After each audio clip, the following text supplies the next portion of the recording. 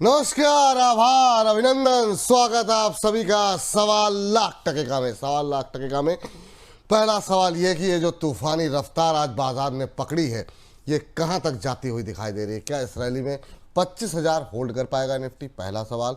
और दूसरा, क्या आप 26,000 की करने तैयारी?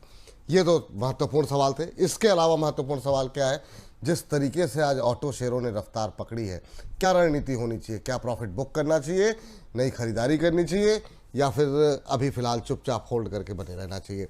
डिफेंस को लेकर के प्रधानमंत्री की तरफ से जो घोषणाएं हुई हैं, अब क्या वहां पर नई जान आएगी?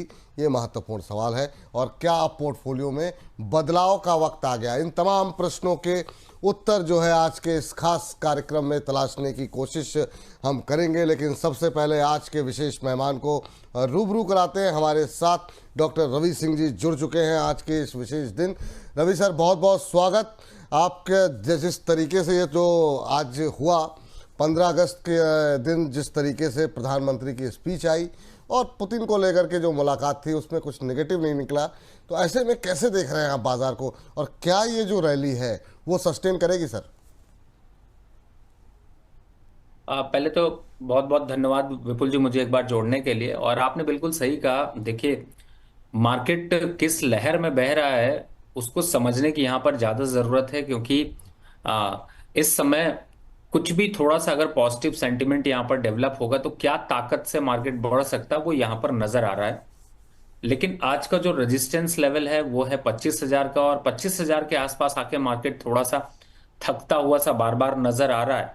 तो यानी कि कल का जो अभी कल मंडे और ट्यूसडे जो हम लोग एक एक्सपेक्टेशन रख रहे थे कि मार्केट में तेजी रहेगी, वो तेजी अभी इस वीक में तो आपको देखने को मिलेगी। और मुझे ऐसा लगता है कि इस समय अभी के हिसाब से अगर देखें तो अक्रॉस द सेक्टर आपको थोड़ी सी बाइंग मोमेंटम दिख सकता है। कुछ पर्टिकुलर स्टॉक्स में ज्यादा अच्छे तेजी दिख सकती, स्मॉल कैप और मिड कैप में थोड़ी ज्यादा तेजी देखने को मिलेगी। तो स्टॉक स्पेसिफिक आपको मूवमेंट यहाँ पर फायदेमंद रहेगा। लॉन्ग टर्म वालों के लिए एक अच्छा मौका होगा, जो लॉन्ग टर्म अपनी पिक बनाना चाहते हैं, लॉन्ग टर्म ट्रेड लेना चाहते हैं, या बहुत एक उम्मीद कर रहे थे कि बहुत करेक्शन का वेट करें या नहीं करें, उस टाइप के जो ट्रेड है उनमें कहीं ना कहीं से आपको एक बेहतर ट्रेड मिलता हुआ नजर आएगा। तो फिलहाल निफ्टी तेज है, जो तेज है वही, जो ट्रेंड है वही फ्रेंड है। तेजी है तो तेजी के साथ आज चलना ज्यादा अच्छा है। तेजी के साथ चलना रहेगा। और बहुत सारे सवाल हैं आपसे पूछें, लेकिन उससे पहले सर, आज के लिए पहला कोई स्टॉक आपने कोई आइडेंटिफाई किया है क्या सर अभी के लिए? जी बिल्कुल। देखिए, आज के लिए वैसे तो मैंने कई स्टॉक्स का कंपैरिजन किया, लेकिन इस समय अंबुजा सीमेंट, मैं आजकल विपुल जी एक नई स्ट्रैटेजी पे काम कर रहा हूं और कोशिश कर रहा हूं कि लोगों को जो स्टॉक दूं वो दो तरीके के हों। हाँ, दो तरीके का स्टॉक का मतलब है कि वो फ्यूचर में भी ट्रेड हो रहा हो और कैश में भी ट्रेड हो रहा हो, क्योंकि बहुत से लोग फ्यूचर ट्रेड करते हैं, जो बिल्कुल सही ट्रेडर, बात। उनको भी फायदा मिल सके। और यहाँ पे कैश में भी जो लोग डिलीवरी लेना चाहे वो लोग ले सकते हैं। तो पहला जो ट्रेड है वो है अंबुजा सीमेंट। करंट लेवल पे यहाँ पर अट्रैक्शन दिखा रहा है, 596 के पास है। और इन लेवल से आप बिल्कुल बाय करके चलें। सिर्फ और सिर्फ ₹3 का स्टॉप लॉस, 593 का स्टॉप लॉस, टारगेट 605 और दूसरा टारगेट 610। ये दो टारगेट आपको दिखाई देंगे। तो छोटे स्टॉप लॉस के साथ मोमेंट्री जो तेजी है उस तेज में ये ट्रेड आज पहला। आज का पहला ट्रेड अंबुजा सीमेंट पे आप यहाँ पर खरीदारी करके चले। पहला ट्रेड जो आपके लिए निकल करके आया है वो है अंबुजा सीमेंट, 605 पहला टारगेट, 610 दूसरा टारगेट। और यहाँ पर आपको जो स्टॉप लॉस सजेस्ट किया गया है वो 593 का है। तो बहुत छोटा स्टॉप लॉस यहाँ पर दिया गया है हालांकि, लेकिन नज़र बना करके चले। 593 देखिए आगे आपकी स्क्रीन पर, 605 610 के टारगेट के लिए, इमीडिएट टारगेट के लिए आप चल सकते हैं। सीमेंट में अब जान आती दिखाई दे रही है। 3-3.25% के आसपास की मजबूती आज देखने को मिल रही है, और ये तेज़ी रवि जी का मानना है और ज़्यादा बढ़ती हुई रहेगी, दिखाई देगी। तो हमारी निगाहें लगी हुई हैं, जैसे यहाँ पर कोई मोमेंटम आता है तो आपको हम सूचित करेंगे। आप भी नोट डाउन कर लीजिए और स्टॉप लॉस को भी अवश्य नोट डाउन करें।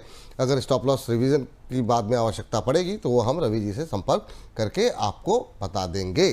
चलिए, तो फिर सवाल जवाब का सिलसिला शुरू करते हैं। आज का पहला ट्रेड आपके हिस्से लग चुका है, और हमारे एक दर्शक हैं मणिदेव जी, कह रहे हैं BEL भारत इलेक्ट्रॉनिक्स लिमिटेड मैंने 390 में 50 शेयर लिया था, फिर मैंने सर आज भी लिया हूँ 385 के भाव में। सर अभी क्या करूँ, क्या करना चाहिए, ये जानना चाह रहे हैं सर। डिफेंस को लेकर के बातें तो काफ़ी पॉजिटिव जो है प्रधानमंत्री की तरफ से कही गई सर, चाहे वो सुदर्शन मिशन का ऐलान हो या फिर बात करें आत्मनिर्भर भारत की, लड़ाकू विमानों में जो है स्वदेशी इंजन की बात की गई है, तो काफ़ी सारी घोषणाएं की गई हैं। लेकिन आज जो थीम का फोकस है वो थोड़ा सा जो कंजम्पशन स्टोरी है उस पर है, तो इस वजह से अभी यहाँ पर थोड़ी सुस्ती है। आपकी टिप्पणी क्या रहेगी? 385 पे आज भी इन्होंने प्लस किया है। देखिए, अभी फिलहाल तो इसके टारगेट की बात करें तो मुझे 375 तक के टारगेट यहाँ पे नजर आ रहे हैं, और उन लेवल्स के आसपास तक अभी ये स्टॉक गिर सकता है। तो आपने खरीदा हुआ है, आपका लॉन्ग टर्म विजन है, तो बिल्कुल आप एक्यूमुलेशन करते रहिए, लेकिन बहुत अग्रेसिव नहीं कि 380 390 पे लिया था 385 पे भी ले लिया, ऐसा नहीं करिए। थोड़ा सा रेंज को चेंज होने दीजिए। रेंज अभी डाउनवर्ड है तो 390 पे लिए थे आप, लेके बैठे रहते, वेट करते थोड़ा सा 380 के आसपास अगर कंसोलिडेट कर देता 15-20 दिन, महीना भर, तो आप शायद चलना शुरू हो जाता। लेकिन कोई बात नहीं है, अब नेक्स्ट 375 से पहले बाय मत करिएगा, पोजीशन को होल्ड रखिए लॉन्ग टर्म के हिसाब से। लेकिन बहुत ज्यादा स्ट्रैटेजिकली चलिए, क्योंकि स्टॉक्स आपको प्रॉफिट तो देते हैं, लेकिन अगर सही टाइम नहीं होता तो वही स्टॉक्स आपको नुकसान भी बढ़ा देते हैं। बिल्कुल सही बात है। तो टाइमिंग का असर और ट्रेंड का असर जो है आप लोगों को देखना चाहिए, और इसका जिक्र बार बार अभी सर कहते हैं कि ट्रेंड जो है वही आपका असली फ्रेंड है। तो अगली टिप्पणी पे बातचीत करते हैं। आज सर हमारे एक दर्शक हैं और कई बार उनका पहले भी है, कल्याण ज्वेलर्स पे वो बार बार पूछ रहे हैं। कल्याण ज्वेलर्स पे आपका व्यू क्या है सर, और क्या ये जो तमाम बातें कही जा रही हैं, कंजम्पशन की स्टोरी की जो बातचीत हो रही है, उसमें जेम्स विन ज्वेलरी को रखना भी चाहिए या नहीं? आपकी टिप्पणी क्या रहेगी? देखिए विपुल जी, कल्याण को खरीद के कोई भी कल्याण होने वाला है नहीं आपका। इसलिए मैं ये कहूंगा कि महाकल्याण की तरफ बढ़िए, कुछ बहुत दान वान करिए। देखिए, सोना होना दान नहीं करना चाहिए, लेकिन बट पैसे वैसे दान कर सकते हैं कुछ। और शंख फूकिए जिसकी वजह से इस स्टॉक में अप ट्रेंड आए। फिलहाल ऐसा कोई ट्रेंड दिखाई नहीं देता। स्टॉक्स एग्जिट मांग रहा है, 450 के आसपास के लेवल्स आ सकते हैं। बाकी प्यार मोहब्बत चॉइस सब आपकी है। मुझे लगता है कि बिल्कुल अगर आपकी मर्जी तो बने रहिए, नहीं तो निकल जाइए। चलिए अब अगली टिप्पणी लेते हैं। अगले दर्शक हैं भारत जैन जी, और इनका सवाल है अशोक लेलैंड एनबीसीसी को लेकर के, एक साल के लिए लेना है, बेस्ट शेयर कौन सा रहेगा? लेकिन सर ये अशोक लेलैंड देखिए आपकी रिकमेंडेशन थी, बहुत लोग इस बात की शिकायत कर रहे थे चल नहीं रहा, और चला तो क्या एक ही दिन के अंदर धुआं कर दिया है। 8% की रैली, अब 130 के ऊपर ट्रेड करता हुआ। अब क्या करना चाहिए सर? जो लोग अभी भी खरीदना चाह रहे हैं, क्या गाड़ी उनसे मिस हो गई है? पहला सवाल। और जिन्होंने आपके कहने पे पहले लिया हुआ है, क्या उनको यहाँ पर प्रॉफिट बुक करना चाहिए? आज एक ब्रोकरेज हाउस की रिपोर्ट भी पब्लिश हुई है, उन्होंने भी करीब 150 रुपये के आसपास के शायद टारगेट दिए हैं। तो शायद यूबीएस की थी, सुबह हमने बातचीत की थी इस पर। अभी क्या करना चाहिए सर, जो लोग फ्रेश बाई करना चाह रहे हैं? सब हर तरह की राय आपसे। देखिए, फ्रेश बाय करने के लिए तो थोड़ा सा अब रुकने का समय आ गया है, क्योंकि अगर बाय भी करना है तो 30% पोजीशन, 100 रुपए थे, 30 रुपए लगाने, कोई बात नहीं है, लगा सकते हैं। टारगेट, पहला टारगेट अभी एक 135 का है, 132-33 चल रहा है। और मैं सर एक चीज पे बहुत बिलीव करता हूँ, रिसेंटली मैंने आपके कई प्रोग्राम में कहा होगा कि सही टाइम पे प्रॉफिट नहीं बुक किया तो वापस उन्हीं लेवल्स पर आ जाता है। तो 135 एक प्रॉफिट बुकिंग लेवल होगा, उसके बाद एक करेक्शन आएगा जो कि 125 127 तक लेके जाएगा। तो फ्रेश बाय करेंगे तो देखिए कितना वेरिएशन है। तो risk reward ratio is not good at current market price, we should wait for some time. और नेक्स्ट टारगेट जो है वो 135 का है। अगर 135 पे आता है तो आप एक बार राय ले लीजिएगा। मोस्ट प्रॉब्ली मेरा ऐसा मानना है कि मैं 90% प्रॉफिट बुक करना चाहूंगा, लेकिन मार्केट कंडीशन सिनेरियो आजकल बहुत तेजी से बदल रहे हैं, तो जितना तेज वो पलटते हैं उतनी तेज हम भी पलटें और टारगेट को एक्सटेंड करेंगे। नहीं तो अभी फिलहाल वेट एंड वॉच। 135 फिर से तंग करिए विपुल जी को बहुत अच्छे से। विपुल जी परेशान करते रहिए इनको जितना बिल्कुल बिल्कुल सर, इसीलिए बैठे हुए हैं। और मतलब आप दर्शकों की सेवा के लिए तो आप लोग 135 पे एक बार आ जाए, एक बार चाहे तो दोबारा सवाल कर लें, बल्कि वहाँ पे अगर कुछ और नई तेजी की संभावनाएं दिखाई देती हैं तो फिर खरीद सकते हैं। रिजवान पटेल साहब कह रहे हैं अशोक लेलैंड में मौजूदा लेवल पर बाय करने के लिए, और भी 2-3 लोग हैं आज की तेज़ी को देखते हुए बाय करने के लिए बहुत लोग तैयार हैं सर। तो अभी वेट करें ना सर, अभी बाय करने के लिए तो अभी अब तो लेवल नहीं है ना, अब 2-3 रुपये बचे, क्या बाय करेंगे?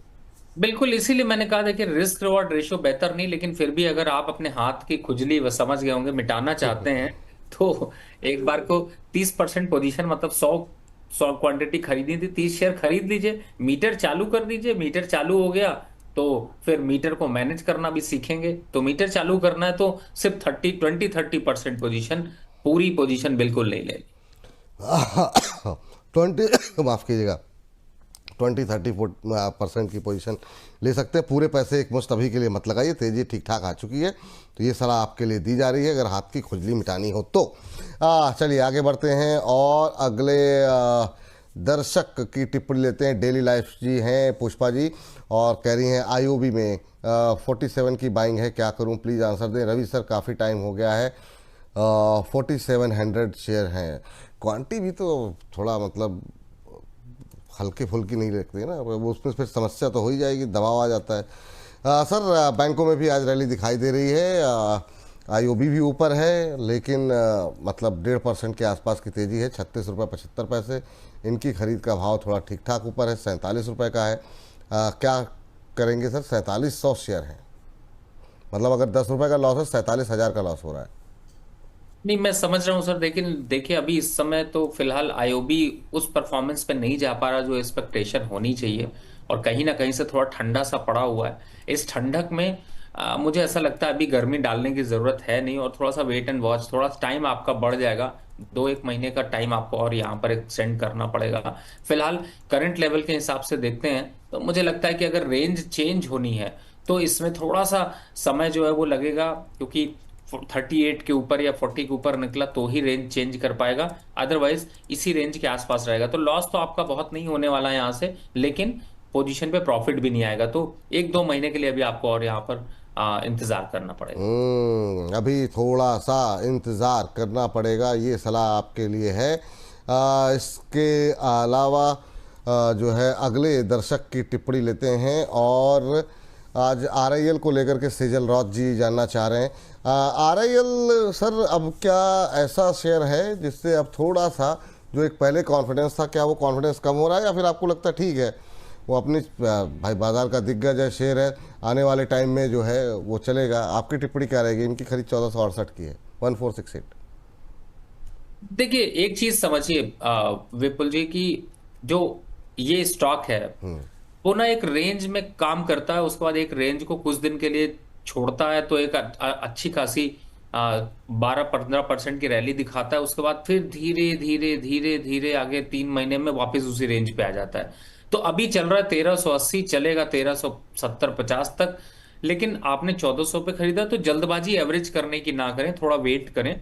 ऐसा नहीं है कि दिग्गज है तो दौड़ता ही रहेगा, इतनी भी कमर किसी की मजबूत नहीं रह गई है आज के समय में। तो मुझे लगता है कि थोड़ा सा वेट कर लीजिए, और एक बार 1350 के आसपास आता है जरूर एवरेज करिए। लॉस इसीलिए मैं कह रहा हूं ना, दिग्गज स्टॉक्स लॉस दे जाते हैं अगर आप सही टाइम पे बुक नहीं करते हैं। इसलिए सही टाइम का इंतजार करके ही एंट्री करें और सही टाइम का इंतजार करके ही बुक करें। अब आप ये मत कहिएगा कि सही टाइम कब आएगा, अगर बोनस को फॉलो करेंगे सही टाइम पता चलेगा, नहीं तो बैड टाइम तो सब जगह से मिलता रहता है फ्री में।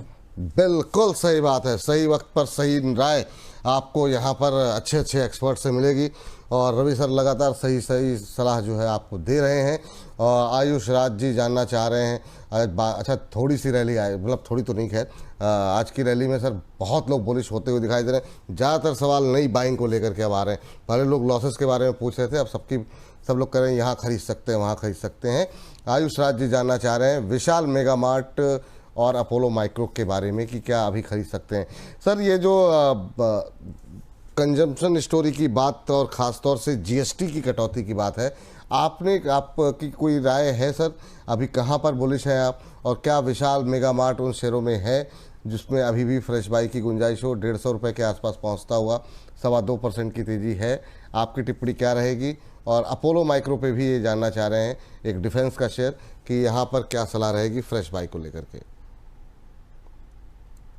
देखिए फिलहाल तो मुझे ऐसा लगता है कि अपोलो माइक्रो अगर फ्रेश बाय करना चाहते हैं तो एक अच्छा मौका यहाँ पर दे रहा है, आप इसको बाय कर सकते हैं। 193 से लेके 185 के बीच में कहीं भी बाय करेंगे, 200-220 के आसपास के टारगेट आसानी से अचीव होते हुए नजर आएंगे। तो उसमें अपने को डर नहीं है, पैनिक नहीं है, पोजीशन को पे बने रहना समझदारी है। दूसरा जो आपने विशाल मेगा मार्ट विशाल की बात की, देखिए वो 159-160 के पास चल रहा है, 150 के पास चल रहा है। बहुत होगा तो 155 आ जाएगा, बहुत गिरेगा तो 142 हो जाएगा, और 142 की संभावनाएं थोड़ी बढ़ रही हैं। तो थोड़ा दूरी बनाकर रखें, हर समय खरीदने के लिए नहीं होता। लॉन्ग टर्म पे खरीदिएगा, फेस्टिवल आने से पहले हम तैयारी कर लेंगे उठाने की, तब तक अभी थोड़ा वेट एंड वॉच। ठीक ठीक ठीक। आ, इस बीच हमारे सुरेंद्र प्रताप सिंह जी की तरफ से भी आ गई है फरमाइश दो शेयरों की, और कह रहे हैं रवि सर और विपुल सर दोनों को हृदय से नमन, आपको भी सर बहुत बहुत नमन। यूग्रो कैपिटल पे जानना चाह रहे हैं, 170 पे बाय है। चंबल फर्टिलाइज़र पे जानना चाह रहे हैं, 538 पे बाय है। कह रहे हैं कि डॉक्टर साहब इन दोनों का ऑपरेशन कर दीजिए, नज़रिया जो है वो 6 महीने का है। तो सर ये आपसे ऑपरेशन की उम्मीद कर रहे हैं, बताइए ज़रा क्या करना चाहिए इनको इन दो पे। यूग्रो कैपिटल 170, इसको हम लोगों ने डिस्कशन में भी लिया था सर, ज़रूर कोई बात है में, अभी इनके लिए क्या सलाह रहेगी? देखिए फिलहाल तो जिस हिसाब से ये कंसोलिडेट कर रहा है, और 165 से 170 के रेंज में, आपको याद होगा चार्ट पे मैंने बोला था कि यूग्रो कैपिटल का जो रेंज है वो 165 से 175 के बीच में है। और यहाँ खूब कंसोलिडेट होने दीजिए, जितना कंसोलिडेट करेगा उतना बढ़िया दौड़ लगाएगा। दौड़ लगाने की बात करें तो आपको 195 से 200 के टारगेट आसपास तो देखने को मिलेंगे। तो मैं इतना निश्चिंत हूं कि आप इस पे 6 महीने बने रहेंगे, तो आप हमें मिठाई जरूर भेजेंगे। और विपुल जी को मिठाई ज्यादा पसंद है, वो भी गुलाब जामुन विथ आइसक्रीम। तो फिर क्या ही ये बात है। तो तो मतलब जो है आपने ऐसा पकड़ा है कि इस पे क्या ही टिप्पणी की जाए, मैं तो पब्लिकली इस पर जो है क्या ही बात करें। आहा, वाह और वाह, और बहुत दूसरा जो चंबल फर्टिलाइजर है विपुल जी, जी। वो भी 6 महीने के हिसाब से इसलिए अच्छा है क्योंकि हम खड़े हैं इस समय अगस्त में। 6 महीने से पहले बजट की तरफ बढ़ जाएंगे, और बजट के टाइम पे ये सब चलते हुए नजर आएंगे। 650 के आसपास तक के आंकड़े आ सकते हैं। थोड़ा पेन देगा, लेकिन पेन में घबराने की जरूरत नहीं, होल्ड रखिए। होल्ड कीजिए, चलिए ये बात यहाँ पर निकल करके आई है। और बिलेनियर बॉय यानी सरफराज साहब की टिप्पणी आई है। सरफराज साहब जानना चाह रहे हैं, कह रहे हैं good afternoon Vipul sir and Ravi sir, नमस्कार। कह रहे हैं कि रेट गेन 480 की बाइंग है, 5 मंथ तक होल्ड कर सकते हैं। रवि सर का शो देखता हूँ, और रवि सर का एक शो देखा हूँ, मुझे काफ़ी ज़्यादा लाइफ में आगे बढ़ने की ताकत मिली है। रवि सर को दिल से सैल्यूट। और सर मतलब जो है क्या ही कहा जाए सर, मतलब जीवन के प्रेरणादायक जो है एक तरीके से ऊर्जावान व्यक्ति आप हैं, लोगों को इंस्पायर कर रहे हैं, बहुत अच्छी बात है सर। अभी क्या करें, रेट गेन 480 की बाइंग है सर। बीच में ये शेयर चला भी था ठीक ठाक। अभी क्या करना चाहिए, या क्या यहाँ पर कोई गेन अब हो सकता है? 1.5% आज नीचे है, 480 के आसपास चल रहा है, और इनकी खरीद के का जो भाव है वो भी इसी के आसपास चलता हुआ दिखाई दे रहा है। आपकी टिप्पणी क्या रहेगी सर 480 की? देखिए, मुझे ऐसा लगता है रेट गेन है, रेल टेल नहीं है जो स्क्रीन हाँ पे लगा है। वो सर हमारे प्रोड्यूसर आज साहब बाबू कभी कभी आज आज बाबू राम की छुट्टी जो है वो 2 दिन की जो लग रहा है, अभी फिसली नहीं है ना, काफी हद तक कुछ और ही नशे में चल रहे हैं। वो थोड़ा लंबा वीकेंड जो है हो गया है, तो थोड़ा सा उसका असर रेट गेन का अब आ गया रेट ये देखिए, जग गए, जगाया किसी ने, लग रहा है सो गए थे आज शो के बीच में। तो एनीवे, फिलहाल देखिए सर, मैं टाइम इसलिए पास कर रहा था कि इसमें टाइम पास करें तो भी कोई फायदा नहीं है मेरे हिसाब से। आप एग्जिट कर लीजिए, और इसकी जगह पे जेके टायर ले लीजिए।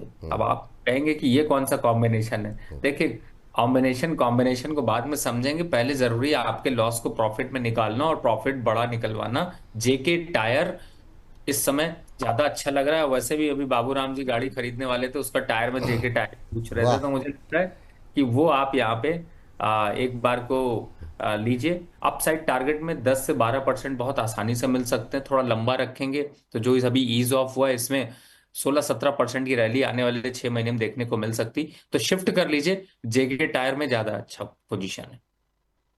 में क्या टारगेट देंगे सर? आज तो मतलब धुआंधार रैली है, मतलब ऑटो तो है ही है तेज।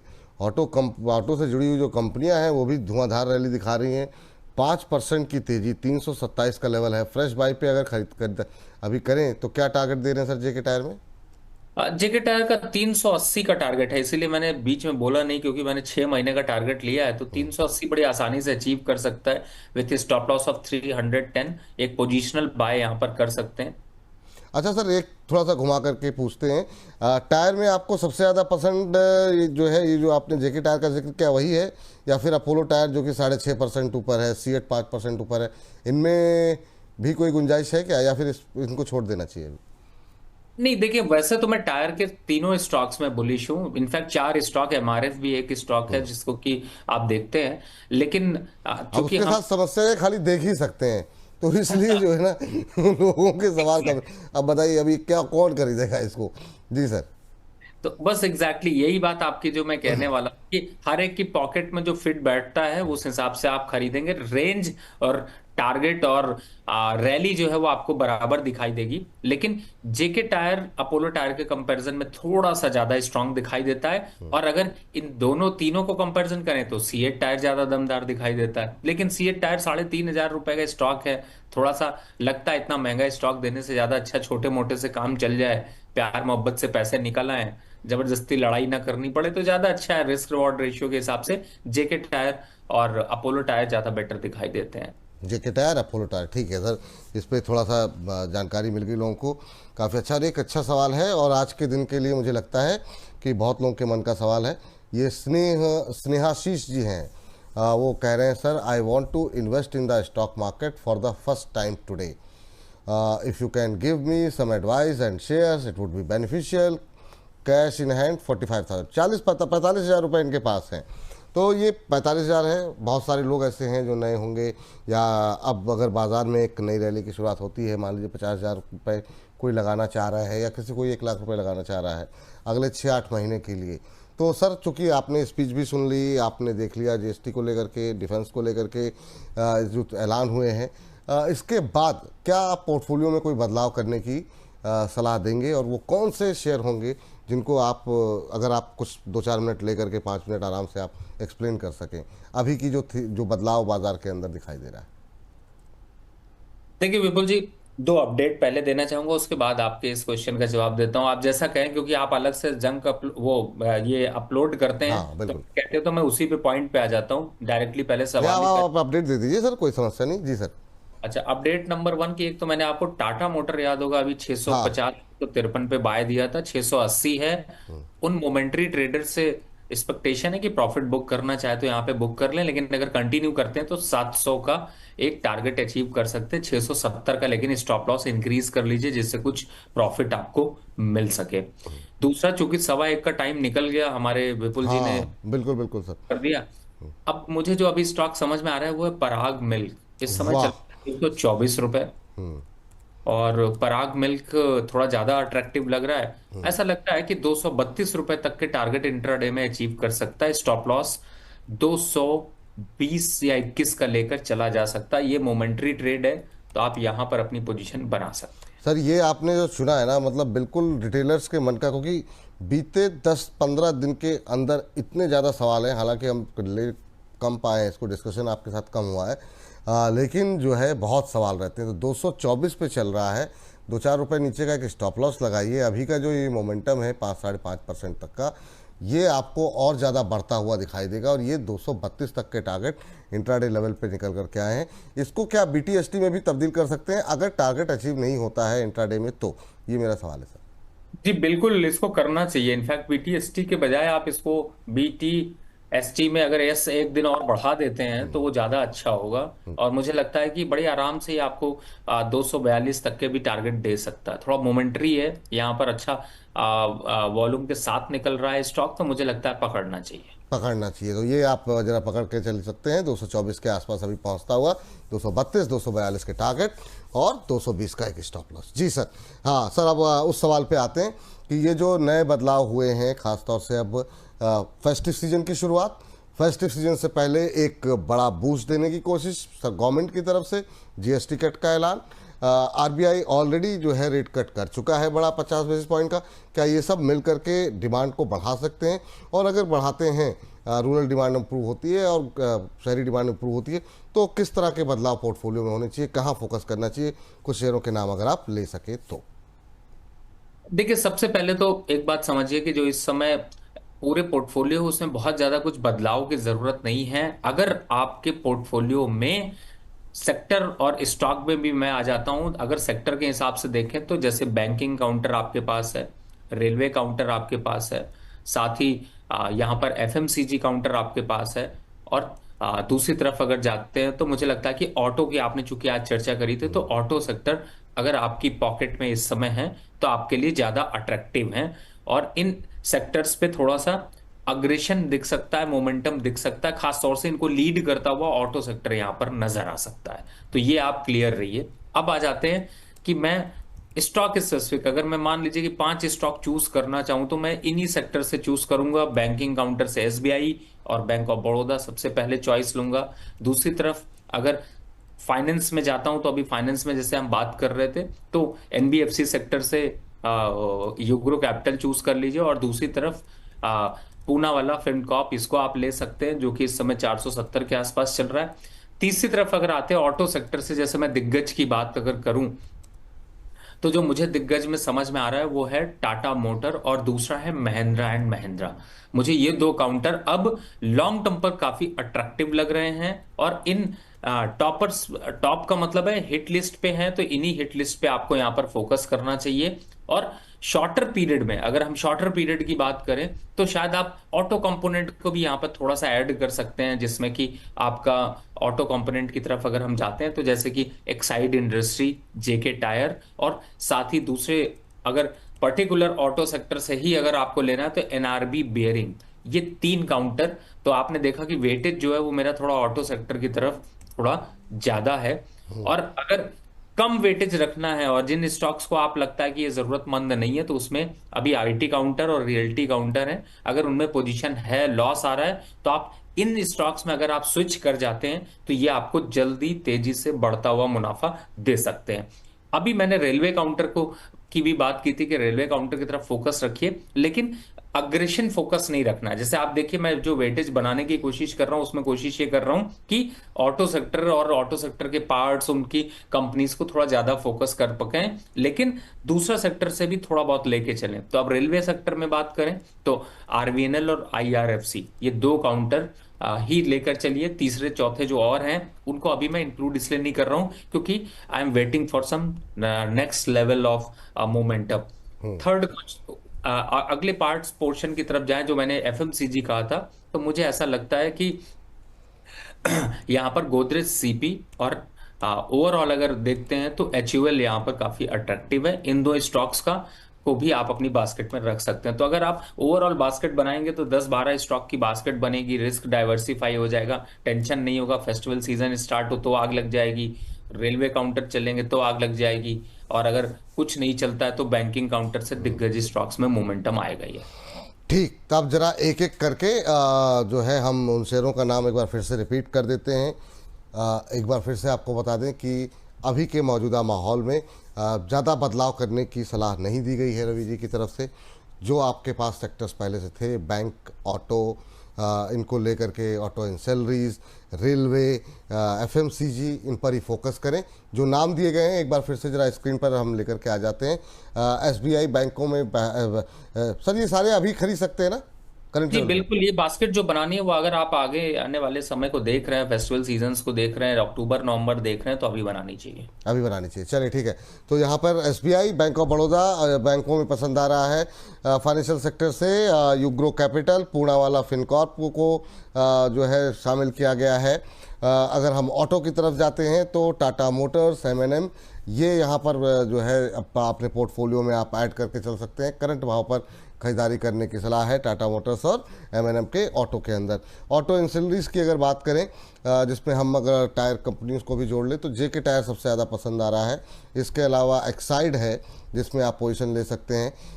एनआरबी बीयरिंग है जो कि अच्छा लग रहा है, मौजूदा भाव में अपने पोर्टफोलियो में आप ऐड कर सकते हैं।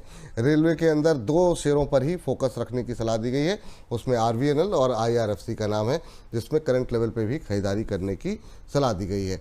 एफएमसीजी में भी ज़्यादा नाम नहीं, सिर्फ 2 ही नाम रखे गए हैं। गोदरेज कंज्यूमर पे आप ध्यान रखिए और एचयूएल पर ध्यान रखिए। तो ये जो है वो स्टॉक्स हैं जो कि अभी आपके पोर्टफोलियो में होने चाहिए। जो लोग भी अभी जो सवाल पूछ रहे हैं, 6-8 महीने का व्यू अगर आप लेकर के चल रहे हैं तो इन वो शेयरों पे जो है आप फोकस कर सकते हैं। ये आपके पोर्टफोलियो को बढ़ाते हुए दिखाई देंगे।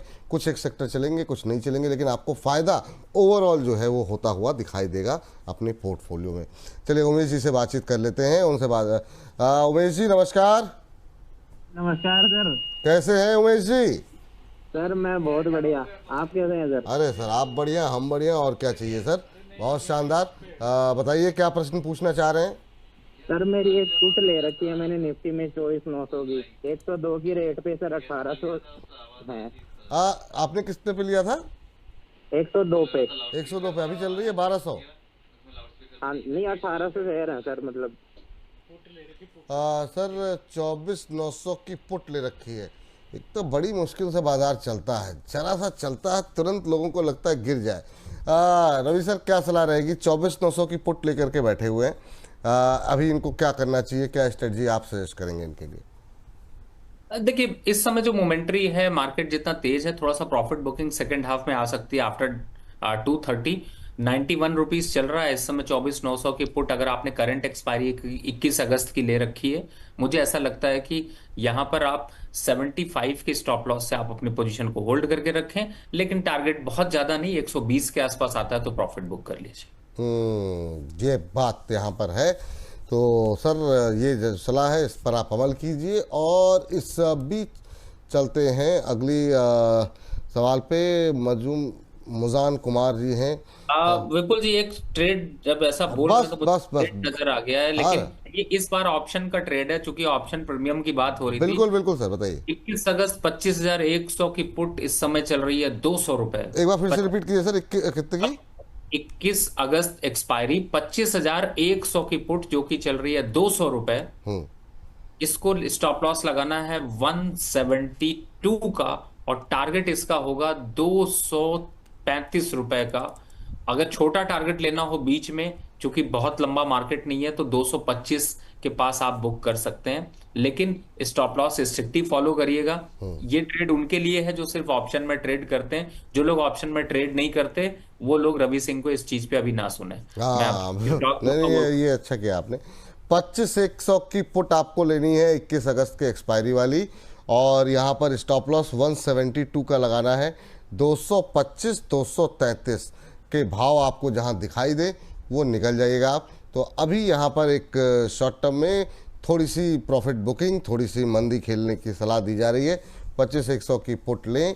स्टॉप लॉस 172, 225 से 233 का टारगेट देखने को मिल सकता है। ये सिर्फ और सिर्फ जो है वो ऑप्शन ट्रेडर्स के लिए ये सलाह दी गई है। तो इसका अवश्य आप लोग रखें ध्यान। मुजान कुमार जी का सवाल जो है बिल्कुल ले लेते हैं। और सुजलॉन एनर्जी पर एंट्री क्या बनानी चाहिए? अच्छा, ये सुजलॉन जो टूटा सर, ये जो अभी सीएफओ के इस्तीफे के बाद से लगातार रिजल्ट्स अच्छे रहे, लेकिन सीएफओ के इस्तीफे के बाद से जो लगातार दबाव देखने को मिल रहा है। और आपने जो लेवल बताए थे 55-57, ऐसे ही शायद आपने बताए थे लेवल, वहाँ पर जी, तो पहुँच गया सर। तो क्या आप खरीदारी कर सकते हैं और नीचे जाने की उम्मीद है आपको? ये विपुल जी आपने बहुत सही टाइम पे पूछा, क्योंकि होता क्या है कि जब 55-57 आ जाता है तो लोग कहते हैं आप ही ने तो बोला था 55-57 आएगा, तो आप खरीद ही लेते हैं। थोड़ा सा खरीद का लेवल चेंज किया है। नेक्स्ट लेवल इज 52, क्योंकि अभी मार्केट साथ नहीं दे रहा है, और साथ नहीं दे रहा तो 52 के आसपास के लेवल आ सकते हैं। अगर आपने 57-55 पे खरीद लिया है तो क्वांटिटी इंक्रीज मत करिए, लोएस्ट साइड पे रहिए। मुझे ऐसा लगता है इसमें गिरावट थोड़ी और बढ़ सकती है। इसमें गिरावट और थोड़ी बढ़ सकती है। 52 के आसपास आने दीजिए। 52 तक के टारगेट नीचे की तरफ दिखाई दे रहे हैं। वहाँ जब आएगा तो एक बार के लिए हम फिर से इस पर चर्चा करेंगे। अगर वहाँ पर भी कुछ रिवीजन या कुछ नई खबर आ गई तो एक बार फिर से जो है इस पर चर्चा कर ली जाएगी। लेकिन गुंजन सराफ जी हैं, और गुंजन जी प्रदीप फॉस्फेट के बारे में जानना चाह रहे हैं। 220 पर प्रदीप फॉस्फेट के शेयर इनके पास हैं। अभी प्रदीप फॉस्फेट चल रहा है 199 पे। और ये चल रहा है इंट्राडे लो के आसपास। ये देखिए आ गया। और इनकी जो खरीद है 220 की है, तो 20 रुपये का नुकसान 21 रुपये का यहाँ पर एग्जैक्टली हो रहा है इनको। सर 20-21 रुपये के नुकसान के बाद क्या करें सर? अब बने रहें? देखिए, मुझे ऐसा सजेशन नहीं लगता कि यहाँ पर आपको अभी इस लेवल पे बने रहना चाहिए, क्योंकि 185 के आसपास के टारगेट आ सकते हैं। चॉइस आपकी है, आपने काफी ऊपर लेवल पे ले रखा है। इससे ज्यादा अच्छा मैंने अभी आपको दिया पराग मिल्क, उसको ले लीजिए छोटा मोटा, अगर नहीं लेना तो। दूसरा शिफ्ट करना है तो एनआरबी बियरिंग अभी करंट लेवल पर बढ़िया सिमेट्रिकल ट्रायंगल पैटर्न चला रहा है, अगर डेली चार्ट पे देखेंगे तो, या इंट्राडे पे भी 30 मिनट पे देखेंगे तो भी दिखाई दे रहा है। वो ज्यादा अट्रैक्टिव, ज्यादा दमदार, ज्यादा फायदेमंद दिखाई देता है। और सर बदलने में कुछ लगता नहीं है, ऐसा मत सोचिए कि आपको यहाँ लॉस बुक हो गया, आप खरीद भी तो रहे हो उसकी जगह पे। और यही तो आप करते हो कि अगर आप एक प्रॉपर्टी खरीद लेते हो, उससे पैसा निकालते हो तो दूसरी प्रॉपर्टी डालते हो, तो वही काम करिए यहाँ पे। पोजीशन थोड़ी सी चालाक बनिए, बदल लीजिए। एक बार को जब रिवर्सल आएगा तो देखेंगे, फिलहाल अभी हालात खराब हैं तो उससे यहाँ पर दूरी बनानी।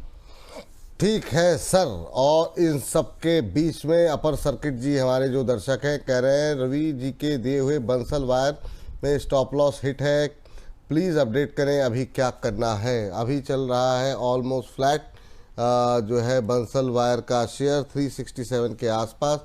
अभी क्या करें सर, एग्जिट करें या फिर बने रहें बंसल वायर के अंदर? देखिए बंसल वायर पे बिल्कुल स्टॉप लॉस ट्रिगर हुआ है, और इसकी जगह पे आप जेके टायर की तरफ स्विच कर जाइए। बहुत बड़ा स्टॉक नहीं है, इसीलिए मैं एक ही टाइप के स्टॉक दे रहा हूँ जिससे आपको परेशानी ना हो। लेकिन अगर आप बंसल वायर पे बने रहना चाहते हैं तो मेरे हिसाब से 362 का स्टॉप लॉस जरूर फॉलो करिएगा। लेकिन छोड़िए, जो कट कट गया वो कट गया, चेंज कर लीजिए। दो स्टॉक हैं, एनआरबी बेयरिंग या फिर जेके टायर, उनमें शिफ्ट कर जाइए, रिकवरी ज्यादा तेज हो जाएगी। अच्छा सर, चूंकि ये हिस्सा जो है ना, कोशिश हम करेंगे, मतलब कोशिश क्या, मतलब ये हिस्सा जाएगा शाम को 8 बजे, तो उसमें मैं चाह रहा हूँ जितनी चीज़ें हो सकें लपेटने में लपेट सकें आपके ज्ञान से। तो एक अदानी समूह में सर बीते 2 दिनों में काफ़ी अच्छी रैली रही। आज भी हम देख रहे हैं कि अच्छा मोमेंटम बनता हुआ दिखाई दे रहा है। अदानी इंटरप्राइजेस 3%, अदानी पावर 2.5% ऊपर, अदानी पोर्ट में करीब करीब 1.25% के आसपास की तेज़ी है।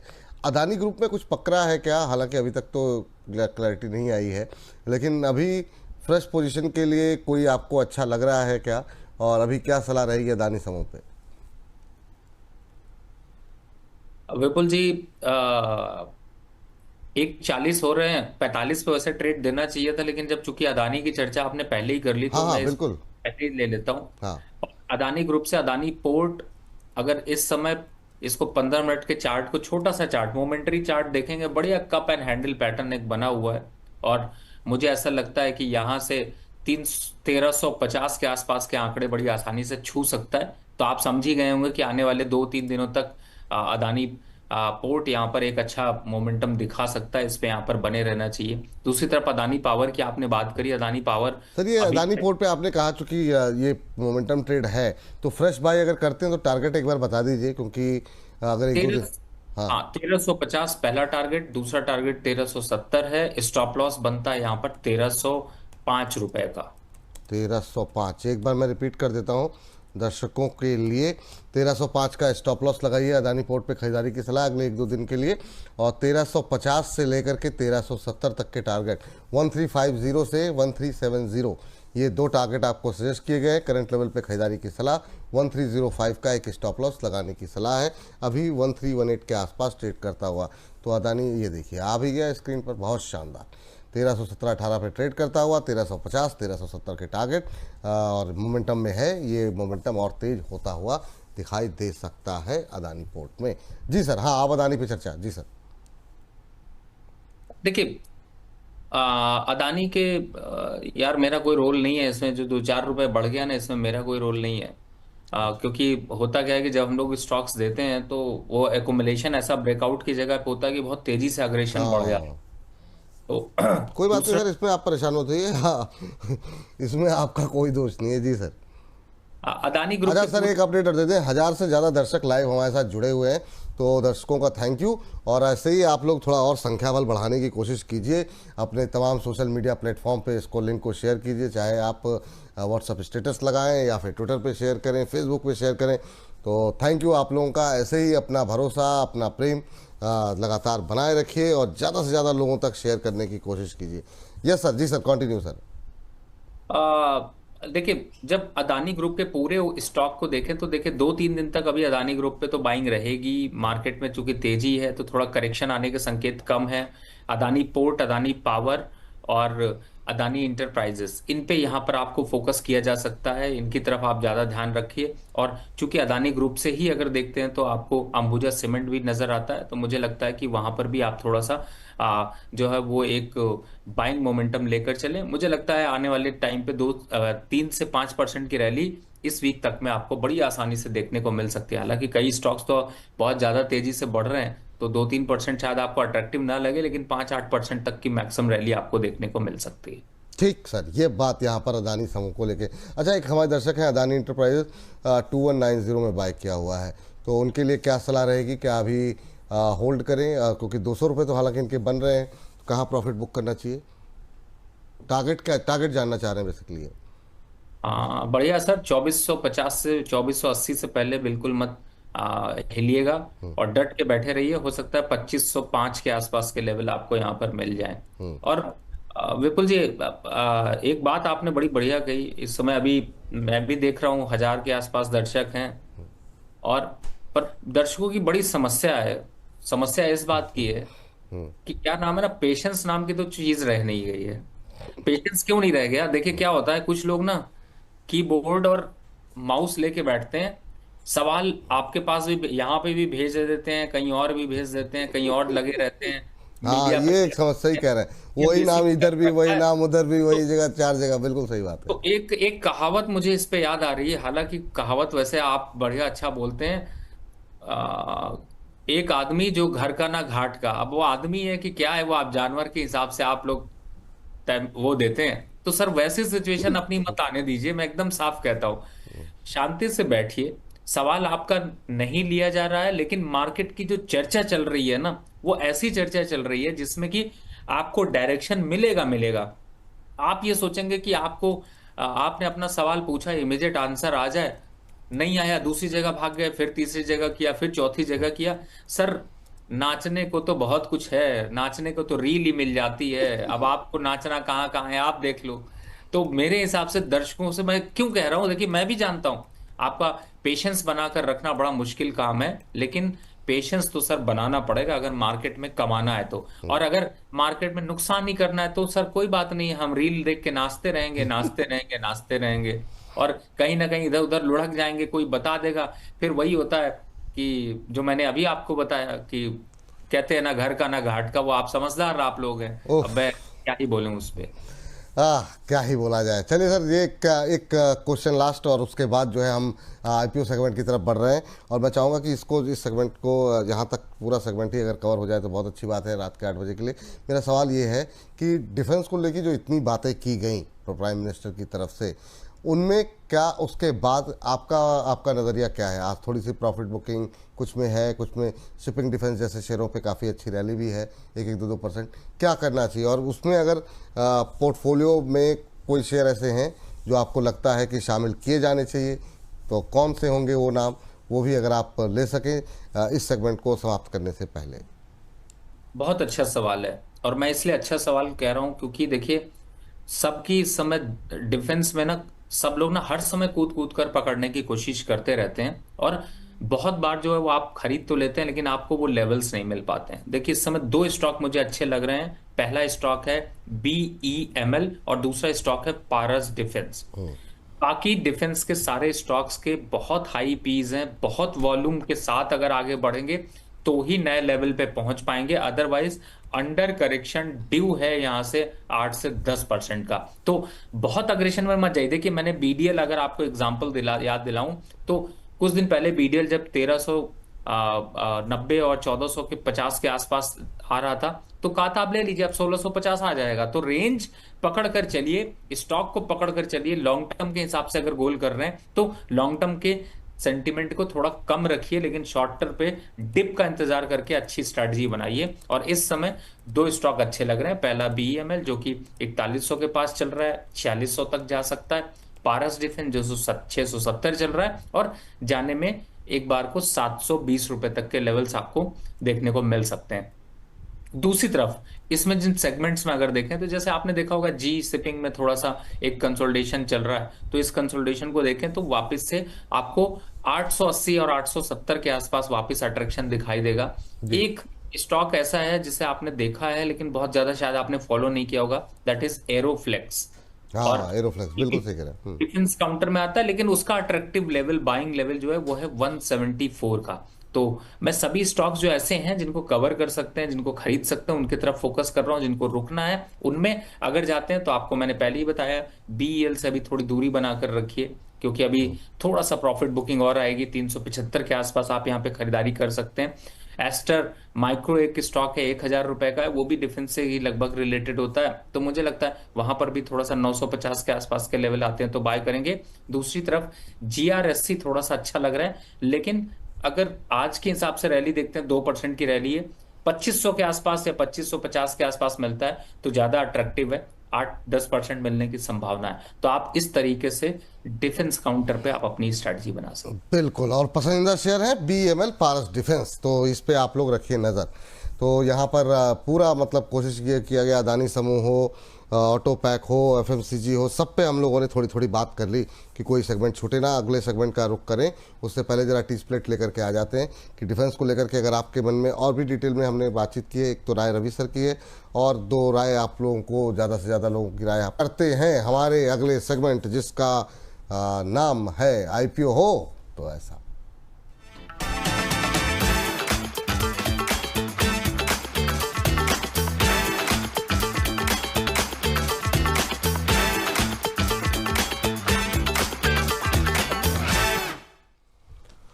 आईपीओ बाजार में धूम मची हुई है, बैक टू बैक जो लगातार आईपीओज आ रहे हैं, लोगों का रुझान बढ़ रहा है। कई सारे आईपीओज में लोगों के अच्छे पैसे भी बनते हुए दिखाई दे रहे हैं और अब तो बाजार भी सपोर्ट कर रहा है। ऐसे में क्या करना चाहिए, कौन कौन से आईपीओज हैं, दो आईपीओज पे बात करेंगे आज। हर्ष हमारे साथ जुड़ गए। हर्ष, शुरू कहाँ से करेंगे? जी, तो देखिए सर, कल से करीब करीब 4 आईपीओ खुलने जा रहे हैं, तो आज हम लोग ऐसे 2 आईपीओ पे चर्चा कर रहे हैं जिसका ग्रे मार्केट प्रीमियम सबसे ऊपर है यहाँ पे। तो सबसे पहले विक्रम सोलार की बात कर लेते हैं। काफी चर्चाओं में बना हुआ रहा है ये आईपीओ, और क्यों? इसलिए क्योंकि जिस तरीके से जियो पॉलिटिकल इशूज हम लोग देख रहे हैं, तेजी से बदल रहे हैं, क्रूड को लेकर हम लोग देख रहे हैं बातें, ऐसे में ये सेक्टर जो है वो ऑब्वियस सी बात है फोकस में आ ही जाएगा। तो विक्रम सोलार आईपीओ की हम लोग बात करें, इससे पहले इसके बिजनेस मॉडल की बात कर लेते हैं। पीवी मॉड्यूल मैन्युफैक्चरिंग को लेकर इसका पूरा बिजनेस मॉडल है यहाँ पर। अगर आप यहाँ पे देखें तो इसके साथ ईपीसी जैसे सोलर पावर प्रोजेक्ट्स होते हैं, उसके लिए इंजीनियरिंग, प्रोक्योरमेंट, कंस्ट्रक्शन, तमाम तरह की सुविधाएं देता है। 2005 में इनकॉर्पोरेट हुई थी कंपनी, और इसके साथ ही तमिलनाडु और वेस्ट बंगाल में इनकी फैसिलिटी भी बनी हुई है। इसके अलावा अगर आप यहाँ पे देखें तो करीब करीब 23 राज्यों में और 4 यूनियन टेरिटरी में कंपनी जो है वो मौजूद, 3 यूनियन टेरिटरी में माफ कीजिएगा मौजूद है यहाँ पे। लेकिन यहाँ पे एक गौर करने वाली बात क्या है मैनेजमेंट को लेकर, कि मैनेजमेंट के ऊपर कई तरह के केसेस चल रहे हैं यहाँ पर, चाहे आप सिविल की बात कीजिए या फिर आप यहाँ पे टैक्स के मोर्चे की बात करें, कई केसेस चल रहे हैं यहाँ पर। इसके अलावा कुछ जो स्टॉक्स हैं, कुछ परसेंटेज जो है वो प्लेज भी है यहाँ पर, तो ये चीज़ यहाँ पे ध्यान रखनी चाहिए। अब विक्रम सोलार के आईपीओ की बात करें, कल से खुलने जा रहा है 19 तारीख से, जो थर्सडे को 21 तारीख को ये बंद होने जा रहा है। अलॉटमेंट की बात करें तो फ्राइडे 22 अगस्त को अलॉटमेंट होते हुए दिखेगा। लिस्टिंग डेट की बात करें तो अगले हफ्ते मंगलवार को 26 तारीख को यहाँ पे इसकी लिस्टिंग होती हुई दिखेगी। इसके अलावा अगर प्राइस बैंड की बात करें यहाँ पर तो देखिए 315 से लेकर 332 के आसपास का प्राइस बैंड है यहाँ पर। लॉट साइज की बात करें 45 शेयर्स होंगे। इशू साइज जो है करीब करीब 2079 करोड़ के आसपास का है। फ्रेश इशू में 1500 करोड़ के आसपास के लिए वर्थ है, करीब करीब 4.5 करोड़ शेयर्स हैं। ऑफर फॉर सेल की बात की जाए यहाँ पर तो करीब करीब 579 करोड़ शेयर्स हैं यहाँ पर। 579 करोड़ का जो है ओएफएस लाया गया है यहाँ पे। लेकिन यहाँ पे ये भी समझ लीजिए कि कंपटीशन काफ़ी ज़्यादा है यहाँ पे, क्योंकि आप वारी एनर्जीज की बात करें, नंबर 1 कंपनी है पीवी मॉड्यूल के अंदर। उसके अलावा प्रीमियम एनर्जीज की बात करते हैं तो बहुत सारी ऐसी कंपनीज है, और अडानी ग्रीन खास तौर पे इसमें बहुत तेजी से एग्रेसिवली काम कर रही है यहाँ पर। इसके अलावा आगे बढ़े इसके फाइनेंशियल्स की तरफ देखें यहाँ पे तो देखिए एसेट्स जो है यहाँ पर एक स्लाइडली से 2023, 24, 25 का आंकड़ा लेकर आए यहाँ पे, तो बढ़ोतरी जो है स्लाइडली सी देखने को मिल रही है। टोटल इनकम की बात करें यहाँ पर तो 2000 के आसपास, 2000 करोड़ के आसपास 2023 में थी, 2024 में 2523 करोड़ हुई, और वहां से एक अच्छा जंप लेते हुए करीब 3460 करोड़ के आसपास पहुंच गई है। यानी कि करीब करीब 35% के आसपास का जंप यहाँ पे टोटल इनकम में देखने को मिला है। प्रॉफिट आफ्टर टैक्स की बात करें 2024 से लेकर 25 में कंपेयर करें तो ये 75% का जंप दिखाता है अगर आप यहाँ पे YoY बेसिस पर देखें तो। एबिटा में भी बढ़ोतरी देखने को मिल रही है। बोरोइंग जो है वो काफी कम दिख रही है यहाँ पर। आप देख लीजिए लीजिए बहुत ज्यादा कम, और 2025 आते आते तो ये नील हो गई है। इसके अलावा दूसरे फंडामेंटल्स भी एक बार फटाफट से हम लोग देख लेते हैं, फिर ग्रे मार्केट के ऊपर जाएंगे। रिटर्न ऑन इक्विटी आपके सामने 16.5% के आसपास है। रिटर्न ऑन कैपिटल एम्प्लॉयड की बात करें 24% से 24.5% के आसपास है। डेट टू इक्विटी जो हम आपको बात कर रहे थे बहुत ही कम, ना के बराबर।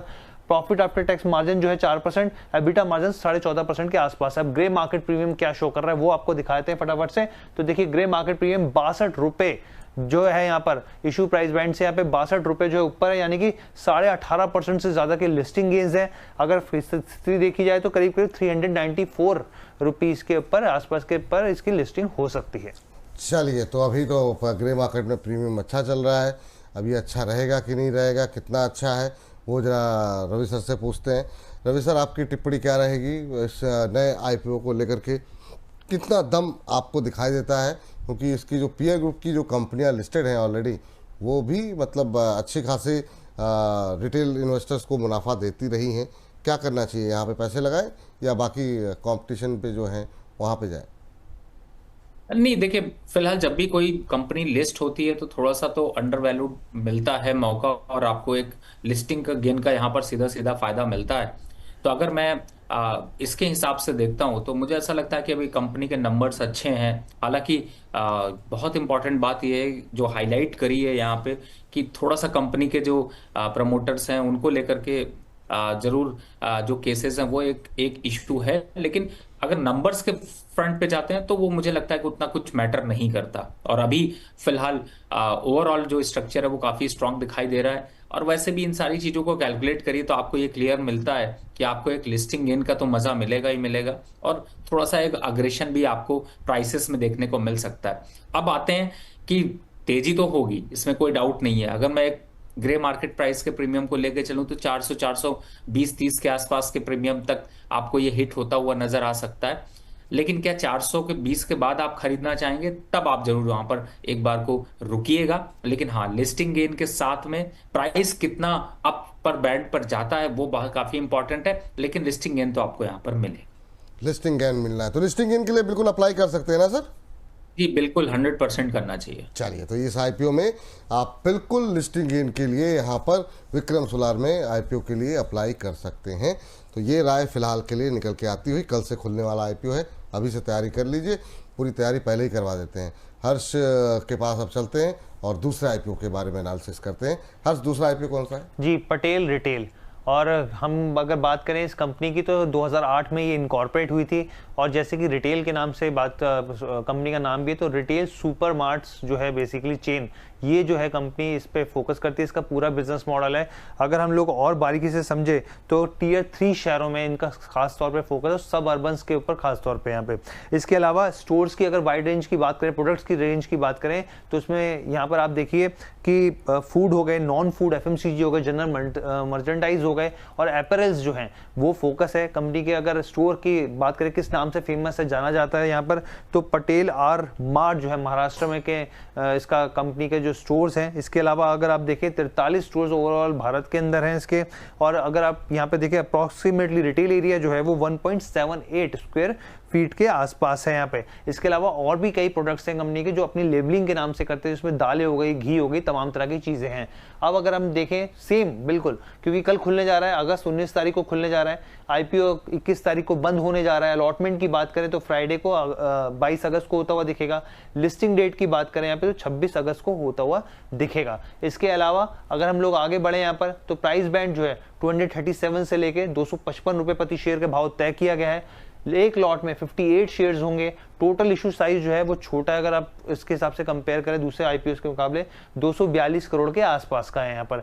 फ्रेश इशू जो है 215 करोड़ है। इसके अलावा ऑफर फॉर सेल की बात की जाए तो करीब करीब 25.5 करोड़ के आसपास जो है वो तय किया गया है। कंपनी के फाइनेंशियल्स की तरफ बढ़े हम लोग, अगर आगे बढ़े एक बार फाइनेंशियल्स को भी देख लेते हैं हम लोग, तो आप ये देखिए एसेट्स जो है वो उसमें एक स्लाइटली सी बढ़ोतरी, बहुत ज्यादा तेजी से नहीं लेकिन हल्की बढ़ोतरी देखने को मिल रही है लगातार 23, 24, 25 में। टोटल इनकम की बात करें तो आप देखिए पहले 2023 में ज्यादा थी, उससे घट गई 2024 में, और फिर स्लाइटली से बढ़ोतरी 2025 में भी, यानी कि करीब करीब आप ये समझिए 1% की बढ़ोतरी देखने को मिल रही है यहाँ पर टोटल इनकम में।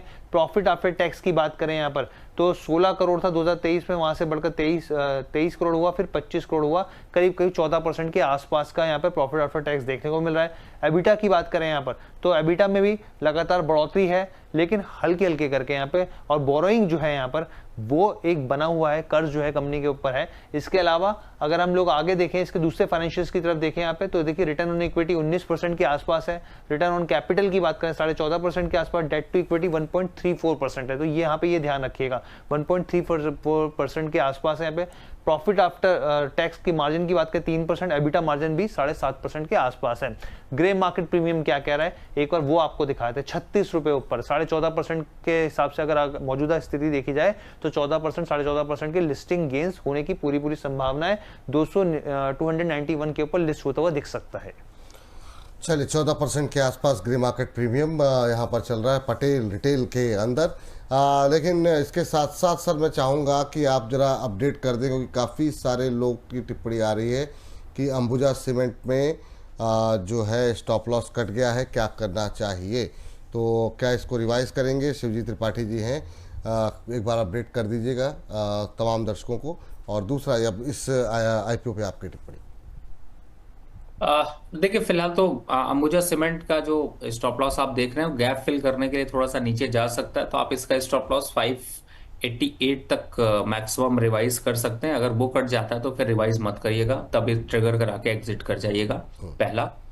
दूसरा, इस IPO की तरफ वापस आते हैं। देखिए पटेल रिटेल में एक तो पहली बात है कि देखिए जो ये कंपटीशन मार्केट है वो बहुत ज्यादा है, और इस पे अब कंपनियां और भी आपको लिस्ट होती हुई नजर आएंगी। लेकिन हाँ, ये है कि आपको लिस्टिंग गेन में 8 से 10% के आस की संभावना बन रही है। लॉन्ग टर्म प्रोस्पेक्ट्स के हिसाब से इस कंपनी को मत रखिएगा। सिर्फ लिस्टिंग गेन के हिसाब से अगर अप्लाई करना है तो आप बिल्कुल अप्लाई कर सकते हैं, लेकिन सिर्फ और सिर्फ लिस्टिंग गेन, क्योंकि प्राइसेस में एक डिप और एक करेक्शन जरूर दिखाई देगा। थोड़ी हायर बैंड पे प्राइसेस हैं, लेकिन फिर भी लिस्टिंग गेन की संभावना यहाँ पर 8 से 10% बन सकती। लालच ज्यादा नहीं करिएगा, बड़ा लालच करेंगे तो फंस जाएंगे, इसलिए लिस्टिंग गेन पर एक बार को प्रॉफिट बुक करके निकलने की संभावना रखिएगा, और एक बार अप्लाई जरूर किया जा सकता है। एक बार अप्लाई की जरूर किया जा सकता है। बाकी परसों हमारे साथ रवि जी रहेंगे और कल से IPO खुल जाएगा, तो और डिटेल में समझने की कोशिश करेंगे। खुलने के बाद कुछ विचारों में परिवर्तन तो नहीं आ रहा है, ये परसों समझने की कोशिश करेंगे। लेकिन फिलहाल के लिए आप तैयारी रखिए, दोनों में ही लिस्टिंग गेन के लिए 8-10%, 11% आपको लिस्टिंग गेन मिल जाएगा। ये रवि जी की राय है यहाँ पर। इस बीच अदानी पोर्ट में अच्छी रिकवरी आ रही है, आप 1324 पे ट्रेड करता हुआ। आज ही ये कॉल आपको दी गई है, उस पर बात करते हैं। लेकिन फिलहाल के लिए हर्ष को धन्यवाद। हर्ष बहुत बहुत शुक्रिया। लेकिन 2 बज रहा है, तो रवि सर कोई डिस्क्लोजर आपकी तरफ से? जिन भी स्टॉक्स को मैंने दिए हैं उसमें मेरी पर्सनल पोजीशन नहीं है, लेकिन मुझे लगता है कि मेरे क्लाइंटों की ऐसी पोजीशन हो सकती है। और लास्ट में अपडेट ये है कि पराग मिल को अगर आप कंटिन्यू करना चाहें तो कर सकते हैं, अभी हरे साइन में ही चल रहा है। और अदानी पोर्ट तो फिलहाल आपको दौड़ाएगा ये 1350 तक की रेस में, और अंबुजा सीमेंट अगर 588 के नीचे जाता है तो एग्जिट कर लीजिए। 588 के नीचे हालांकि मजबूत है वो, ठीक है। अब थोड़ा अपने स्टॉप लॉस बहुत 600 रुपये के शेयर में 2-3 रुपये तो हर टिक पे ऊपर नीचे हो ही जाते। 3 रुपये नीचे का आपने स्टॉप लॉस दिया, तो वो थोड़ा सा मुझे भी लग रहा था कि बहुत कम है, कि थोड़ा सा भी 1-2 टिक इधर आया तो मतलब जो है स्टॉप लॉस कहीं ट्रिगर ना जाए। 588 ठीक है, 588 का स्टॉप लॉस लगा लीजिए जिन लोगों ने भी पोजीशन यहाँ पर बनाई हुई है। तो थैंक यू। मैं इसमें अपडेट दे दूं तो अभी जैसे फ्यूचर अगर आप देखेंगे तो वो अभी 594.20 के पास ही टिका हुआ है, वो गिरने को तैयार नहीं है। तो यहाँ पर ये आप ध्यान रखिए, और फ्यूचर के हिसाब से मैंने आपको ये कॉल दी थी, तो स्पॉट पे लेवल्स अगर निकालेंगे तो आपको ये नजर आए। ठीक 588 का स्पॉट पे रखिए, फ्यूचर में आपको बता ही दिया गया है। बहुत बहुत शुक्रिया आपका, बहुत बहुत धन्यवाद। हर्ष आपका भी बहुत बहुत शुक्रिया। इस सेगमेंट को यहीं पर करते हैं समाप्त। तो मुझे इजाज़त दीजिए, लगातार बोनस के साथ बने रहिए और बहुत सारे सेगमेंट रिकॉर्ड के जा करके देखिए और अपनी पोर्टफोलियो को सुरक्षित कीजिए, लेवल्स का ध्यान रखिए। लॉन्ग टर्म इन्वेस्टर हैं तो भी खबरों पर नज़र रखिए, और बाकी अपने वित्तीय सलाहकार की मदद लेते रहें। मुझको इजाज़त दें, और 2:30 बजे वाला शो जो अपलोड हुआ है उसमें कमेंट करके बताइए कि आप पहुँच रहे हैं, देख रहे हैं कि नहीं देख रहे हैं। फिलहाल के लिए नमस्कार।